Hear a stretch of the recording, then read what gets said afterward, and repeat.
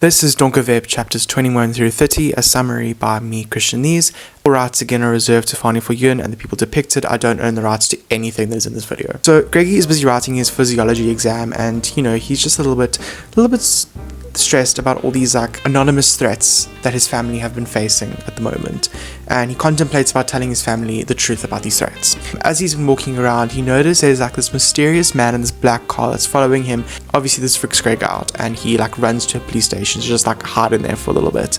Obviously Greg goes on very high alert, so he goes and visits his Lisa's house to go and speak to her dad, which we remember is Dirk. Dirk talk, and Greg shares about his pursuits for the baker, the threats he's received from those inmates that we talked about in the previous video, and hiring Xander to help him find the baker. Dirk is I think you should tell your mother that in case there's any problems, she can give me a ring and I'll go there and I'll go sort it out. And same goes, I'll let you know if anything happens to your father in prison. Dirk also compares the situation to the Gordiaanse knoop, which is an ancient Greek legend for the Gordian knot, and it was about a complex problem needing an innovative solution. This also triggers in Greg's mind because the Gordiaanse knoop also revolves around Alexander the Great, and he starts to reflect on how Alexander and Xander have similarities, and how Xander will be crucial in finding the baker. Greg is also just very stressed, he's mentally drained, and he's unable to ignore this persistent fatigue that has taken over his life. Because of this, Greco gets more Ritalin from day in February, despite knowing the potential risks. Xander sends a cryptic email to Greg saying that he needs to download Telegram and he'll speak to him on there.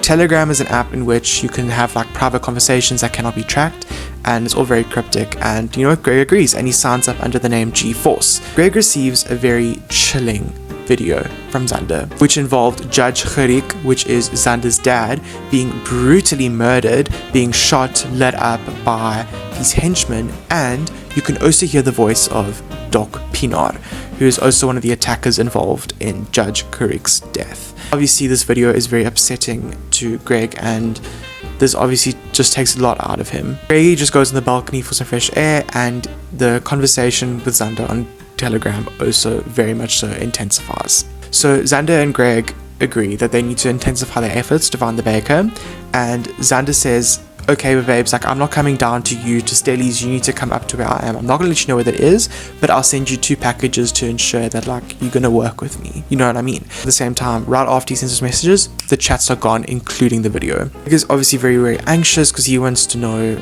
what's happening, and the video is still kind of haunting him, and he's got this man that's following him, and his mother's in a secret relationship, so he's dealing with a lot right now. He gives Plank a spare key, and Plank kind of stays over a couple of nights, sometimes also with Lisa. First package arrives, and it's a laptop, but Greggles doesn't know the password, so it's pretty much useless to him. Package 2 arrives, and an electronic chip enveloped in plastic labeled XNT NFC tag, 2 packs of alcohol wipes, sterile gauze for wound care, plaster, plastic gloves, and a plastic injection device is all given to him.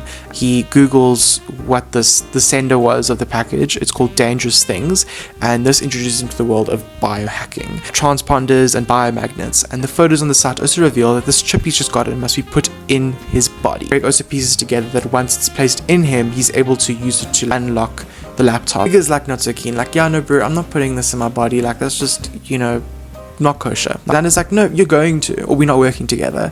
So Greg interaction obviously forces him now to at least consider biohacking to win Xander's trust. Greg is hold on, my plan's cooking here. I forgot saying cooking.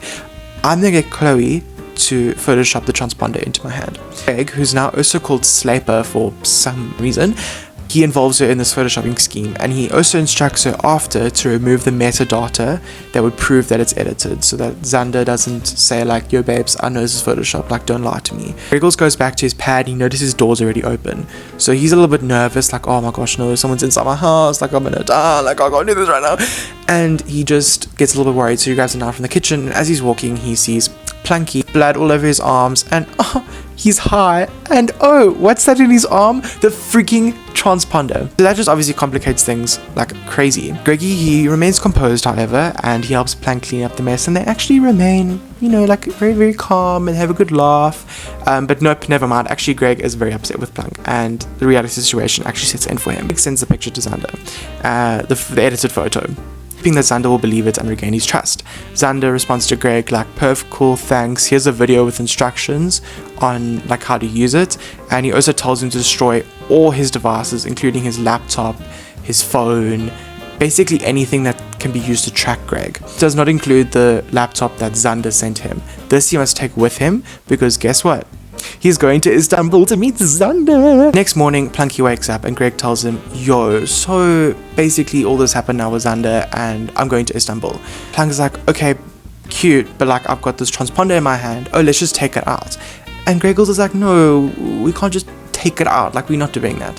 So Greggles realizes, oh well, guess who's coming to Istanbul with me? Both of them pack for Istanbul. Thankfully, they've got all their e-visas, their passports, everything by some miracle. Destroys his laptop, puts his notes in the cloud, and he keeps his phone on him until they reach the airport. Plunk and Lisa have a very emotional goodbye as Plunk is so in love with Lisa. It's actually the cutest thing. Leaves Plunk to go make a phone call to his mum, see like, "Yo, I'm actually just gonna go to Istanbul for a while. Like, I wasn't gonna tell you, but like I'm gonna tell you now. And I might not be back for a while, and I have no service, so bye mum." And he throws his phone away after taking out his SIM card and factory resetting his phone so that no one can obviously know that it was Greg's phone. They arrive in Istanbul and Greg sends a message to Xander like, "Yo, I'm here." And Xander's like, "Great, meet me at the Cistern in the Sultanahmet district in 2.5 hours. The Cistern in Afrikaans is the Versonke Paleis, and Greg and Plunk travel to the Cistern where Greg will meet Xander. Plunk waits outside as Greg enters, and Greg waits for Xander's arrival, and he's very anxious. He's looking at everything, the water's dripping, because it's like a very echoey kind of chamber that they're in, like underground. Xander rocks up and he's like, "Hey babes, I'm here." Not really, not very warm welcome, but it's not very warm because Greg actually thinks that Xander has a gun, but Xander kind of shows his hands like, "Yeah, no, it's safe bro, like don't have any problems." They have quite a heated argument. They have a very discussion. They talk about this Medusa pillow, which is one of the underworld's 3 Gorgon sisters, whose sight once petrified men into stone. So talk about the laptop, ensuring that Greg brought it with him. And they also talk about J-Bay, in which Xander supposedly kissed Greg's girlfriend at the time, Nicole, if you remember from the previous video as well. She now has a baby. Caught them kissing in J-Bay. Well, he thinks he caught them kissing. Another reason why their relationship is not so good. Xander catches Greg in a lie when Xander offers Greg a new phone in which the transponder should be able to open.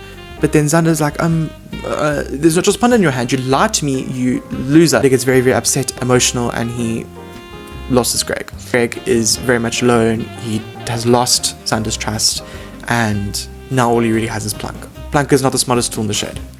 So that was chapters 21 to 30. Toodaloo.